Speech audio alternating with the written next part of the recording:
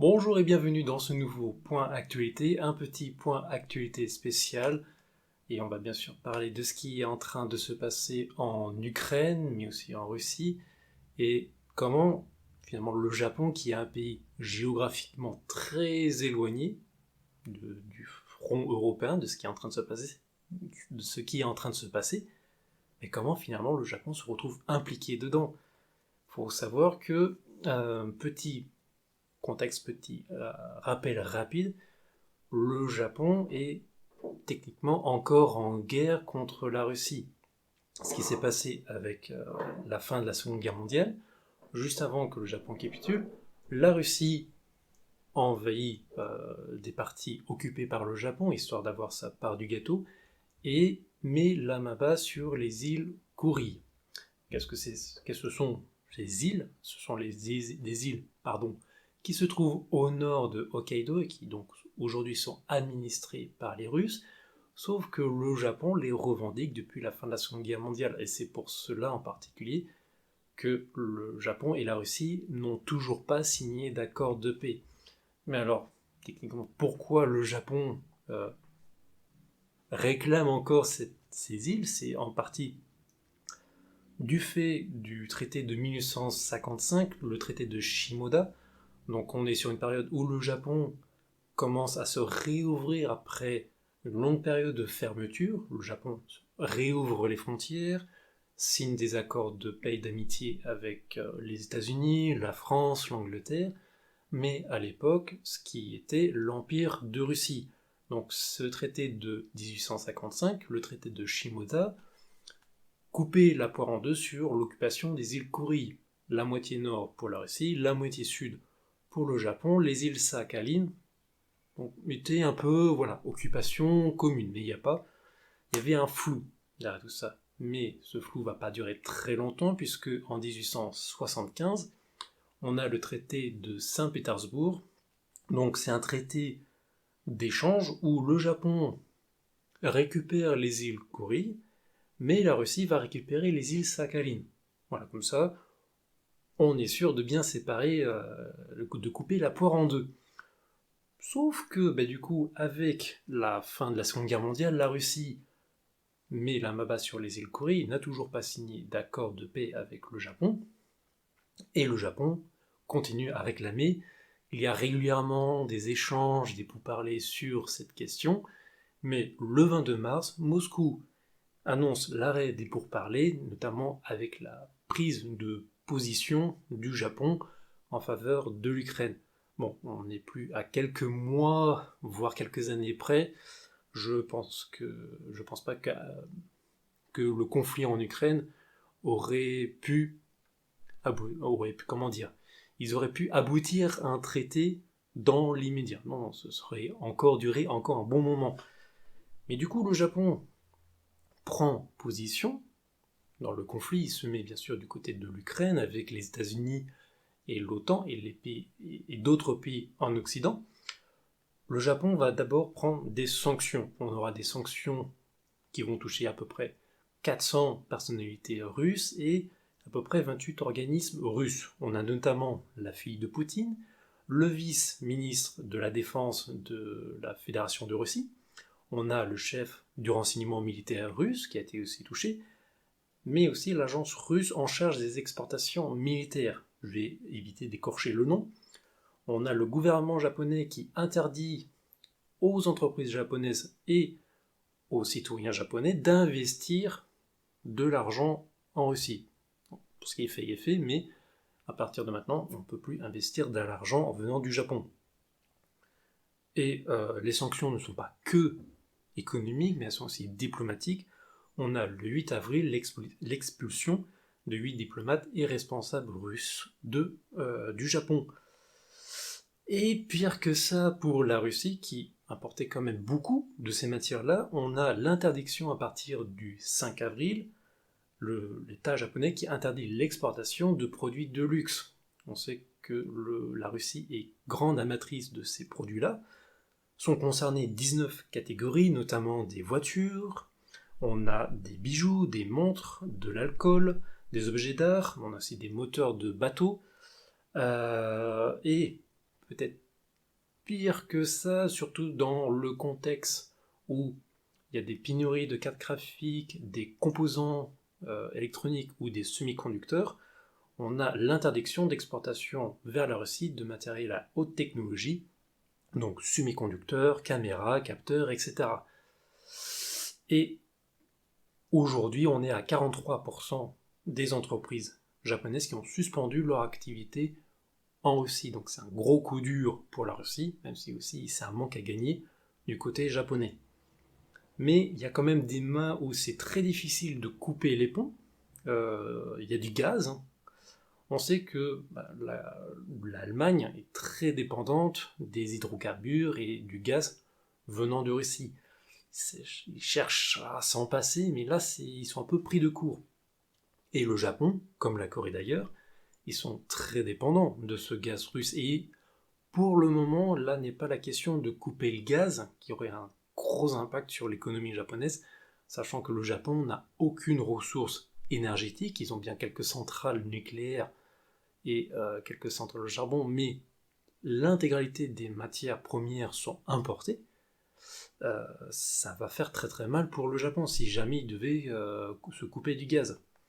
On a, à part cette question énergétique, mais on a aussi la question de la pêche, puisque ce lundi 10 avril a commencé des négociations entre la Russie et le Japon sur la quantité que le Japon pouvait pêcher en saumon et en truite dans les zones russes. Jusqu'à maintenant, c'était des négociations qui se terminaient le 10 avril, à peu de choses près, mais là, avec le conflit, le contexte actuel, c'est un accord qui ne fait que commencer et dont l'issue est finalement incertain. Est-ce que la Russie va pas dire non, interdiction de pêcher dans notre zone à cause de vos sanctions?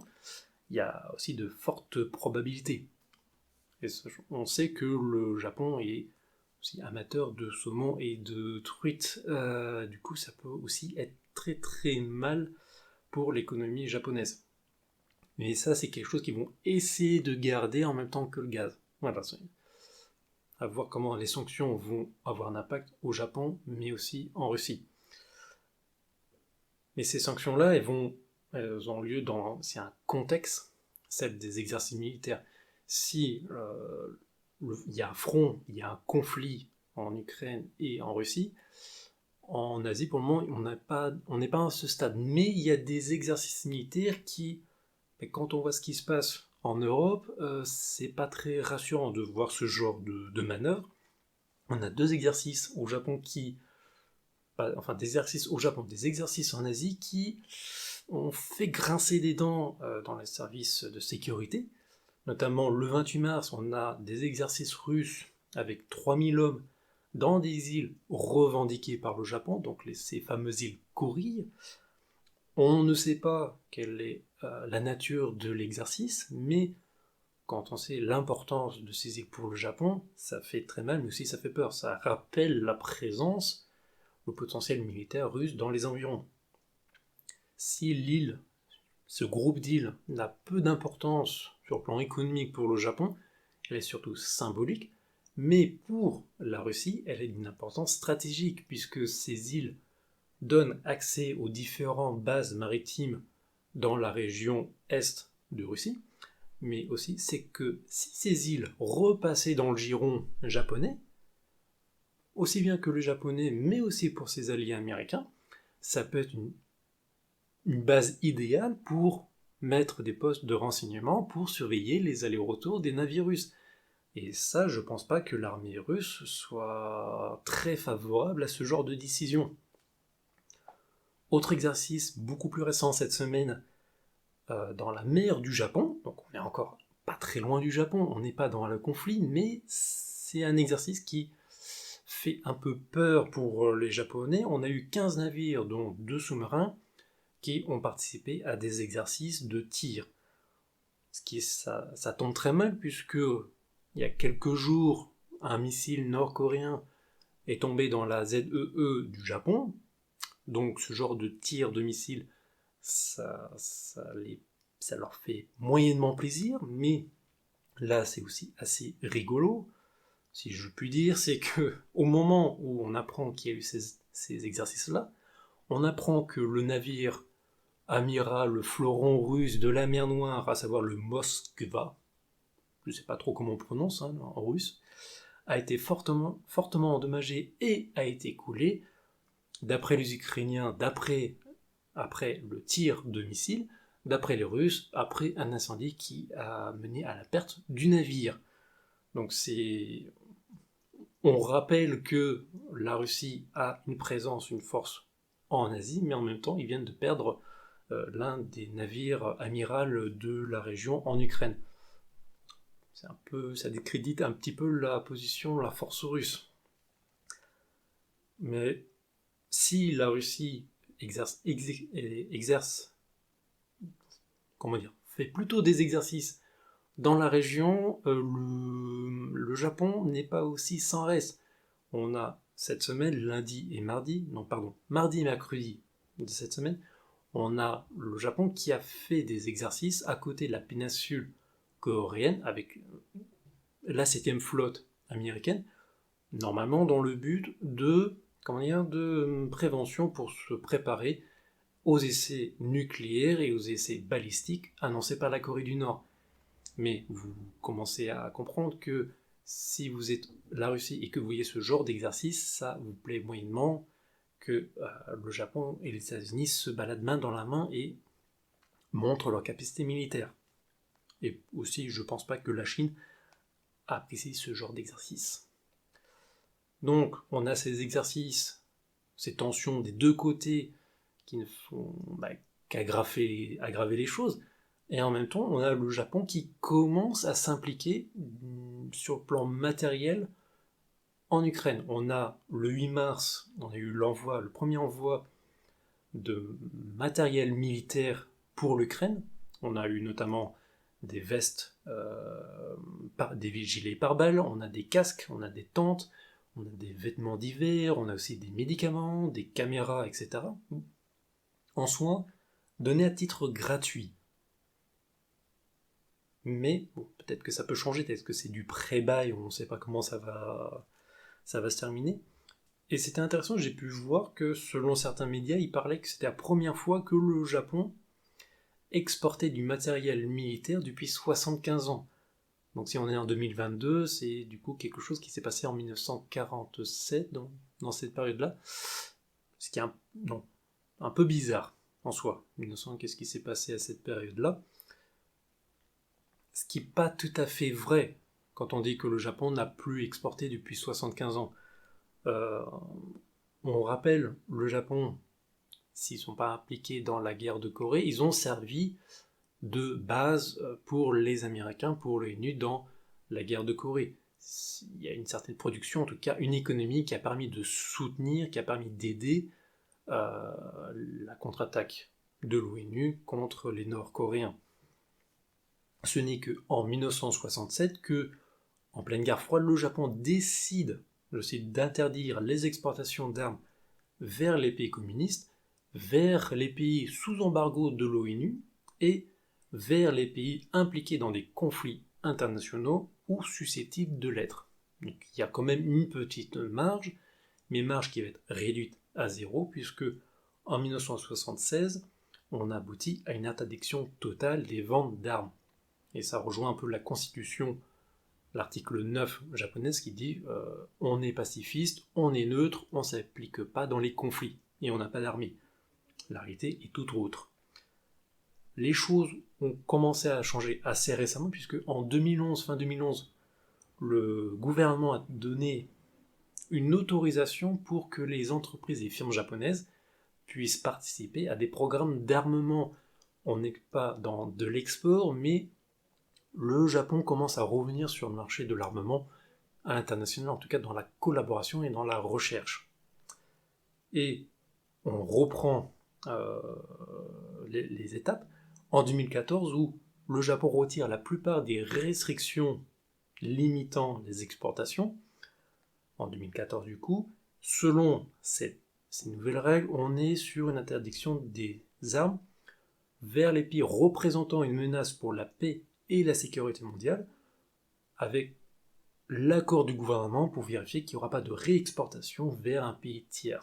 Donc ça fait depuis quelque temps que le Japon est un peu revenu sur le marché de l'armement, mais c'est que récemment ils ont fourni des armes. Et encore, c'est plus un don que un réel marché de l'armement.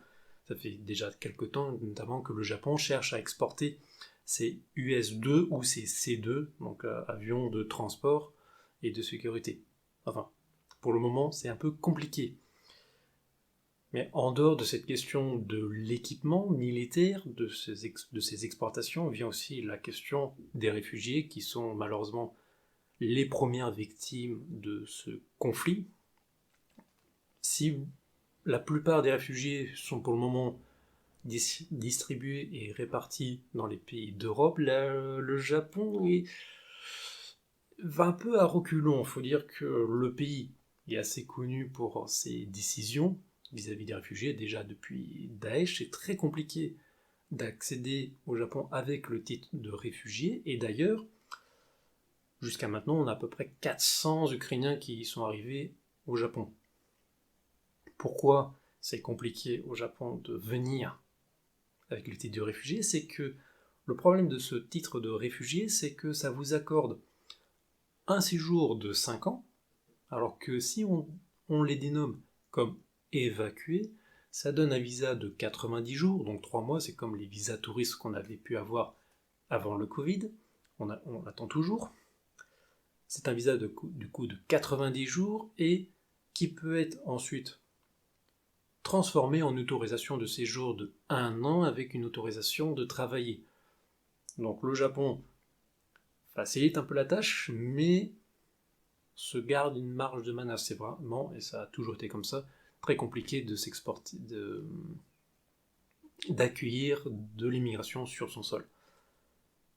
Voilà, c'est très intéressant de voir comment le Japon, à des milliers de kilomètres de ce qui se passe en Europe, finalement se retrouve impliqué dans ce conflit et doit prendre des sanctions.